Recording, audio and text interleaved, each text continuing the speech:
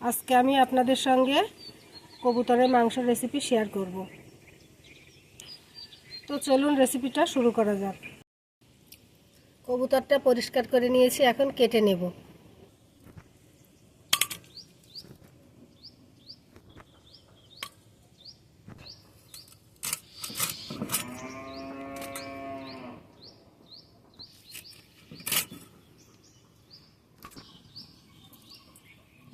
রান্নার জন্য চুলোয় একটা কড়াই বসিয়ে দিয়েছি। এখন রান্নার জন্য তেল দিয়ে দেব, পেঁয়াজ কুচি দিয়ে দেব। পেঁয়াজটা ভালোভাবে ভেজে নেব। ছোট করে রসুন দিয়ে দেব।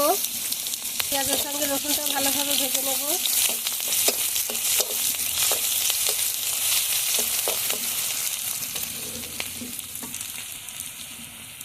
এলাচ আর ডালচিনি দিয়ে দেব।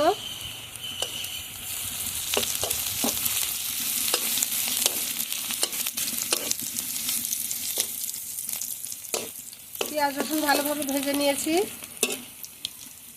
এখন আদা বাটা দিয়ে দেব। পেঁয়াজ রসুনের সঙ্গে আদা বাটাটা ভালোভাবে ভেজে নেব।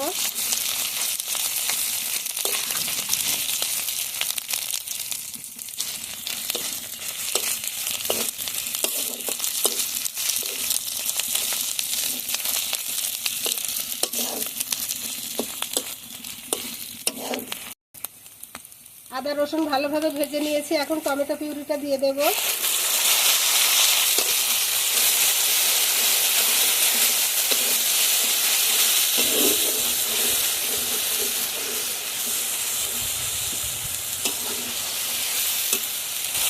স্বাদ মতো লবণ দিয়ে দেব।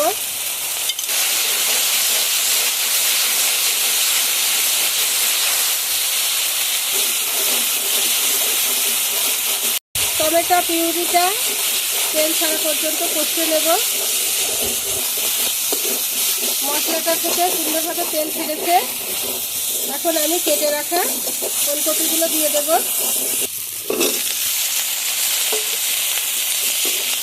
মশলার সঙ্গে ফুলকপিটা ভালোভাবে কষিয়ে নেব। এখন সামান্য একটু পানি দিয়ে দেব।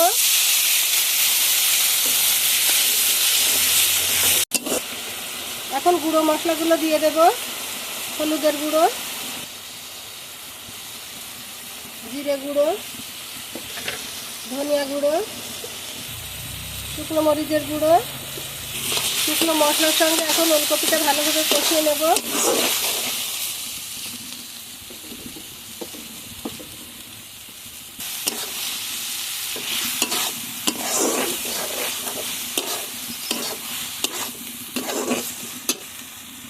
দুটো তেজপাতা ছিঁড়ে দিয়ে দিলাম।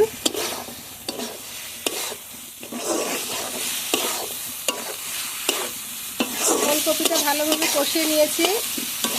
এখন কেটে রাখা কবুতরের মাংসটা দিয়ে দেব।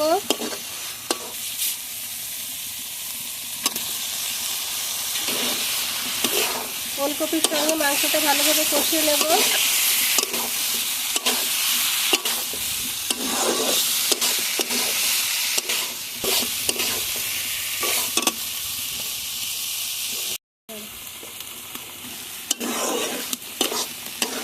ডায়াবেটিসের জন্য যারা আলু দিয়ে কবুতরের মাংস খেতে পারেন না, তারা একবার ওলকপি দিয়ে এভাবে কবুতরের মাংস রান্না করে খেয়ে দেখবেন।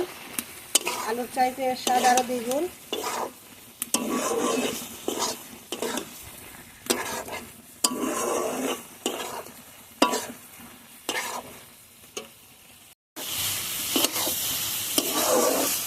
কবুতরের মাংসটা খুব ভালোভাবে কষিয়ে নিয়েছি। এখন ঝোলের জন্য পানি দিয়ে দেব।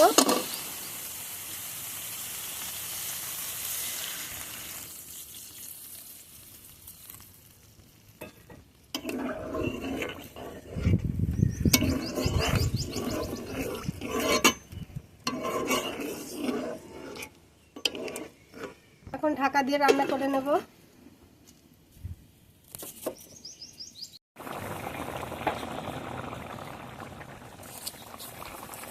রান্নাটা আমার হয়ে গেছে, এখন নামিয়ে নেব। ফুলকপিগুলো কত সুন্দরভাবে গলে গেছে, একেবারে নরম হয়ে গেছে, চাপ দিলে ভেঙে যাচ্ছে।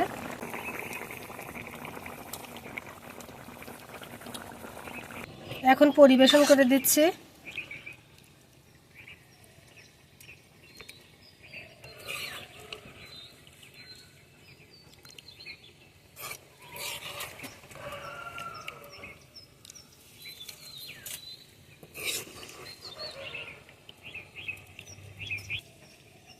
আজকের ভিডিওটি ভালো লাগলে একটি লাইক দিবেন, কমেন্টে জানাবেন কেমন হয়েছে।